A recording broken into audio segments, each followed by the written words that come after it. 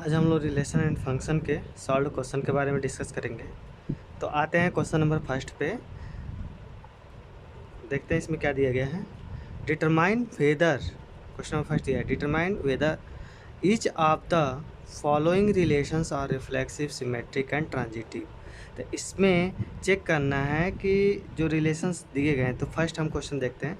इसमें दिया relation R in the set A equal to 1 2 3 comma dot dot dot 13 14, मतलब शुरू हो रहा है 1 से और लास्ट जा रहा है इसका 14 तक। तो ये जो सेट ए इक्वल टू इतना दिया गया है, इस पे हमें चेक करना है कि ये जो सेट है over the R equal to X comma Y such that 3x minus Y equal to 0 पे ये रिफ्लेक्सिव, सिमेट्रिक और ट्रांजिटिव है कि नहीं। तो इसको चेक करने के लिए सबसे पहले हम लिख लेंगे सॉल्यूशन में लिखेंगे here given that A equal to 1 comma 2 comma 3 dot dot dot 13 comma 14, यानी कि पूरा सेट लिखेंगे। And given relation R equal to X comma Y, मतलब ऑर्डर पेड में एक्स वाई लिखा जाएगा, and such that 3x minus Y equal to 0, यानी कि एक्स और वाई जो है इनके बीच का जो रिलेशन है वो किससे डिफाइंड है, 3x minus Y equal to 0 से। जैसे कि हम समाज में, जिस समाज में रहते हैं तो उस पे भी रिलेशन बहुत काम आता है। देखिए रिलेशन क्या है, हर दो आदमी के बीच एक रिलेशन होता है, कोई ना कोई रिलेशन ज़रूर जुड़ा होता है। तो वैसे ही यहाँ पे एक्स और वाई के बीच भी रिलेशन जुड़ा हुआ है, जो कि वह रिलेशन क्या है जिससे एक्स वाई एक दूसरे से कनेक्टेड हैं, वो रिलेशन है 3x minus Y equal to 0। जिस तरह से या उसी तरह का रिलेशन है जिस तरह से हमारे समाज में कोई भी दो व्यक्ति अगर आपस में बात कर रहे हैं तो उनके बीच कोई ना कोई रिलेशन होता है, ऐसा नहीं कि कोई रिलेशन नहीं होता है।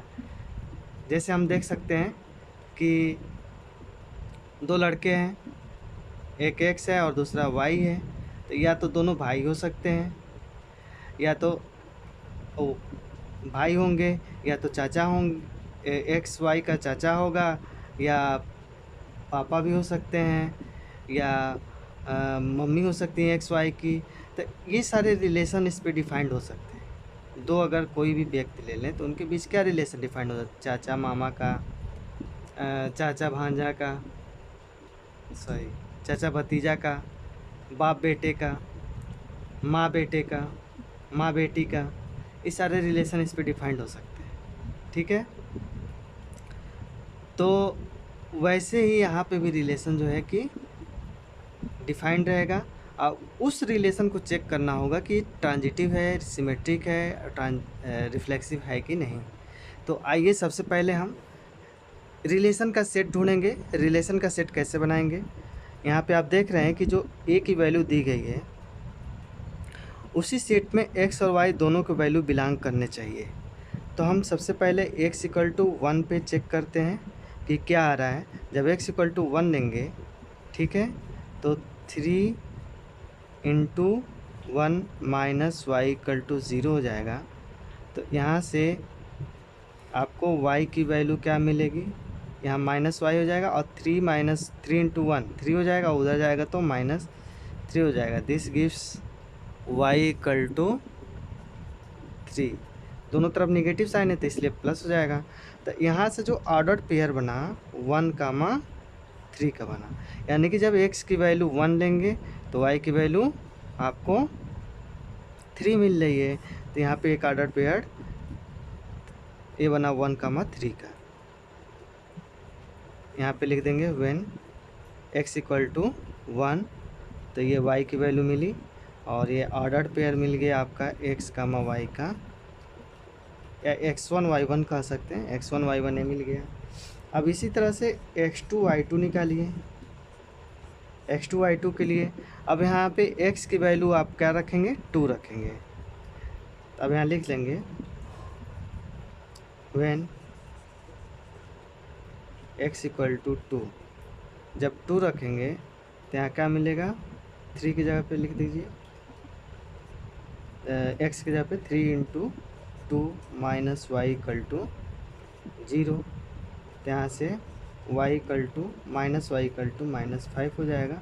This imply that y equal to plus 5 हो जाएगा। ठीक है, तो ये जो प्लस 5 आया है आप देख सकते हैं। अब यहाँ से हमें ऑर्डर पेयर्ड की वैल्यू x2 y2 की वैल्यू मिल जाएगी। क्या मिलेगी? x की वैल्यू 2 है। जब x की वैल्यू 2 ले रहे हैं तो y की वैल्यू क्या आ रही है? 5 आ रही है। तो ये दूसरा आपको ऑर्डर पेयर मिल गया। ठीक है। इसी तरह से और भी बहुत सारे वैल्यूज़ हम निकालते चले जाएंगे जब तक कि 14 तक ना पहुँच जाए, मतलब y की वैल्यू 14 से कम आनी चाहिए। तो निकालते चले जाते हैं और लिखते भी रहते हैं। इसको मिटाते हैं। यहाँ हमें दो ऑर्डर मिल गए, order pair x1 y1 equal to 1,3 और x2 y2 इक्वल टू 2,5।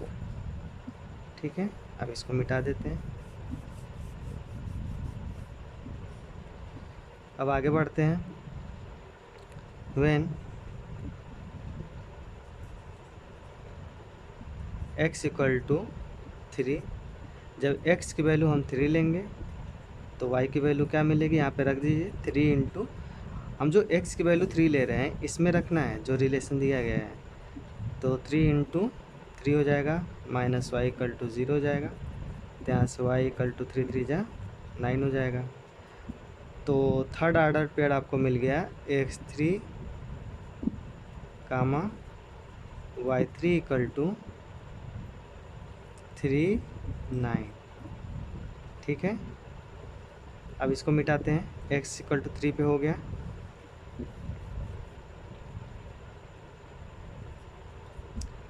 अब हमें x4 और y4 निकालना है। ठीक है। अब ये निकालना है तो हम x इक्वल टू क्या लेंगे? यहाँ से 3 के बाद 4 आएगा और यहाँ लिख लेंगे व्हेन x इक्वल टू 4। तो हमें देन क्या मिलेगा? y की value 3 into 4 minus Y equal to 0। यहाँ से y equal to minus minus 12 हो जाएगा। तो y इक्वल टू प्लस 12 हो जाएगा। समझ रहे हैं ना आप लोग? अब यहाँ से y की वैल्यू 12 मिल गई, तो यानी कि x इक्वल टू 4 पे क्या मिला? y की वैल्यू 12 मिला। तो यहाँ पे 4 कामा 12 हो जाएगा। ठीक है। अब यहाँ पे 5 रखते हैं, 5 रखेंगे, यहाँ पे भी 5 ले लेंगे तो क्या मिलेगा? 3 5 जा 15, जो कि 15 जब आएगा तो ये एक्सीड कर गया ना, यहाँ 14 तक ही है और यहाँ आ गया 15। तो हम x इक्वल टू 5 नहीं ले सकते। ठीक है। इतनी वैल्यू पे ही हमें काम चलाना होगा। समझ में आया? यहाँ पे आप लोग देख रहे हैं कि x1 y1 की वैल्यू मिली है, मतलब x की वैल्यू जब 1 लिए हैं तो y की वैल्यू 3 मिला यहाँ पे रखने पे। जब 2 लिए तो 6 मिला, 3 रहे 3 रखे तो 9 मिला, 4 रखे तो 12 मिला। तो अब हमें एक रिलेशन का सेट मिल गया। क्या? इसे रखेंगे, यहाँ कर्ली ब्रैकेट बना लेंगे, 1,3 2,6 3,9 एंड 4,12।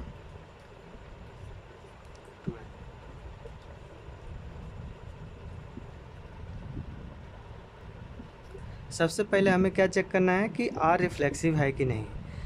तो यहाँ पे आप देख रहे हैं कि जो R की वैल्यू है 1,3 2,6 3,9 एंड 4,12 है। तो रिफ्लेक्सिवली क्या, आप रिफ्लेक्सिव के लिए हम लोग पढ़ चुके हैं कि R is reflexive if A is element of R, मतलब जो ऑर्डर पेड A है वो R में बिलोंग करना चाहिए। लेकिन यहाँ पे उस तरह का कुछ एलिमेंट नहीं दिख रहा है। इस तरह का मतलब कि 1 1 2 2 3 3 4 4 ये नहीं है इसमें, तो इसलिए रिफ्लेक्सिव नहीं होगा। तो क्या लिखेंगे? Since 1,1 2,2 3,3 and 4,4 dot dot dot dot and so on 14 is not a element of R. इसको हम पढ़ेंगे not a element of R, यानी कि ये सभी जो वैल्यूज़ हैं ये आर में बिलोंग नहीं कर रहे हैं, क्योंकि आप देख रहे हैं कि हम सिर्फ 1 3 2 6 और 3 9 और 4 12 है, तो ये सब आ ही नहीं रहे हैं। तो लिख देंगे therefore R is not reflexive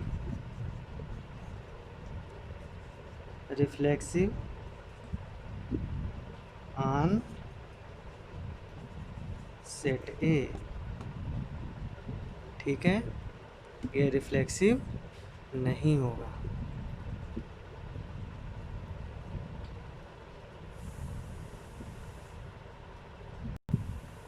तो हम कह सकते हैं कि therefore R is not reflexive on the set A. ठीक है, यानी कि जो रिलेशन आर है वह सेट ए पे रिफ्लेक्सिव नहीं है, क्योंकि इसमें 1 1 2 2 3 3 4 4 14 14 ये सब बिलोंग नहीं कर रहा है। अगर ये सब बिलोंग करता है तो हम कहते हैं कि रिफ्लेक्सिव है, नहीं बिलोंग करेगा तो रिफ्लेक्सिव नहीं है। अब हम लोग चलते हैं, समझते हैं सिमेट्रिक के बारे में। अब इस सिमेट्रिक चेक करेंगे, तो सिमेट्रिक के लिए आप लोग क्या जानते हैं? सिमेट्रिक चेक करने के लिए तो पहले हम सिमेट्रिक दिखा देते, होता क्या है। अगर A comma B and B comma A belong to R, यानी कि ए कामा बी और बी कामा ए बिलोंग कर रहा है आर में, तो ये सिमेट्रिक होगा।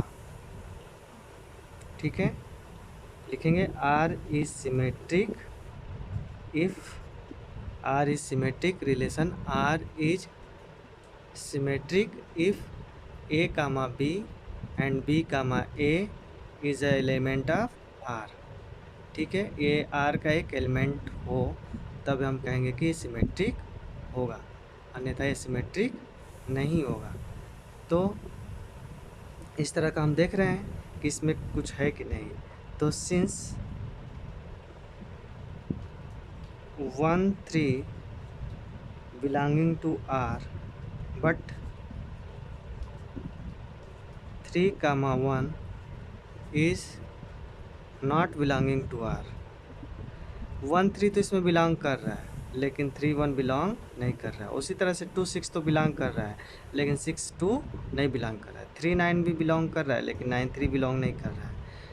4 12 है लेकिन इसका रिस्पॉन्स नहीं था। इसलिए जब इनका इस तरह का रिलेशन इसमें नहीं मिल रहा है, अगर ये 3 कामा 1 भी अगर इसमें बिलोंग करता तब ये सिमेट्रिक हो जाता, तो इसलिए सिमेट्रिक नहीं है। तो आप लिख देंगे therefore R is not symmetric.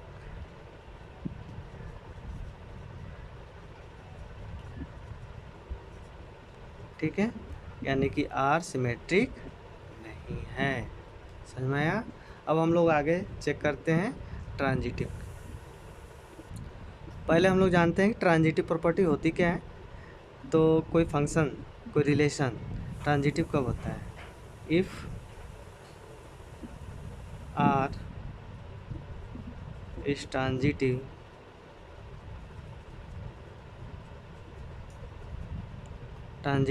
then A comma B belong to R and B comma C also belong to R, and this implies that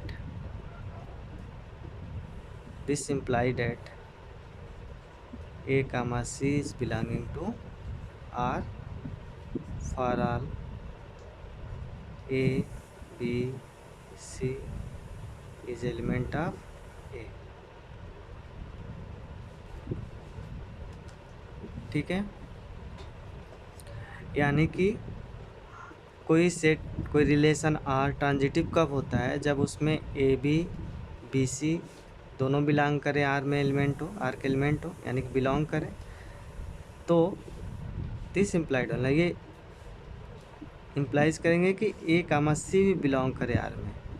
अगर ऐसा है तब ए कामा बी एक for all A B C is element of, मतलब अगर कोई set ए है और उसके एलिमेंट है ए बी सी और ऐसा सेट्स आर में बिलोंग कर रहे हैं, ये सारे वैल्यूज़ आर में बिलोंग कर रहे हैं, तो हम कह देंगे कि ट्रांजिटिव होगा।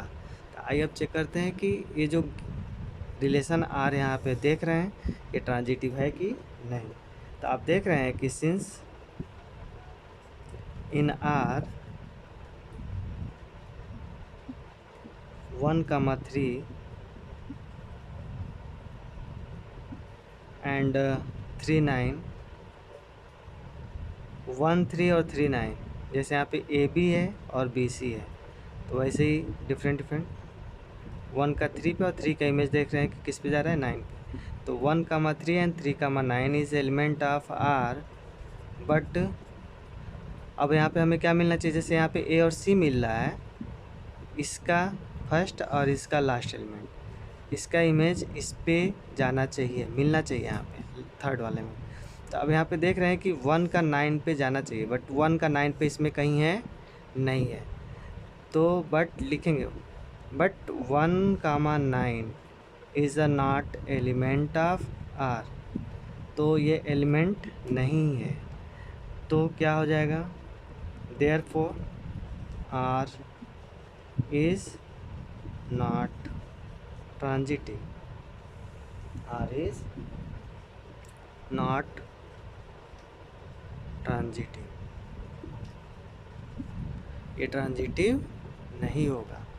तब हम लिख सकते हैं कि हैंस रिजल्ट में, लास्ट रिजल्ट में हम लिख सकते हैं R is neither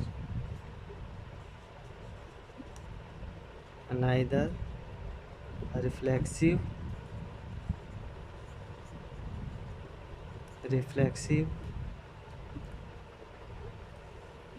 not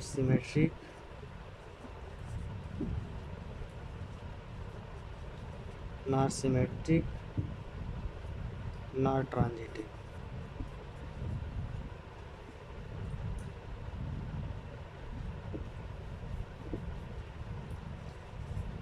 not transitive. Okay, तो क्वेश्चन नंबर 1 खूब अच्छे से सॉल्व हो गया। क्वेश्चन नंबर 1 का फर्स्ट पार्ट खूब अच्छे से सॉल्व हो गया। अगर आप लोग समझ में आ गया तो और भी पार्ट अच्छे से सॉल्व कर सकते हैं। ओके, यह वीडियो यहीं समाप्त होता है और नेक्स्ट क्वेश्चन के लिए नेक्स्ट वीडियो देखें। Okay, bye.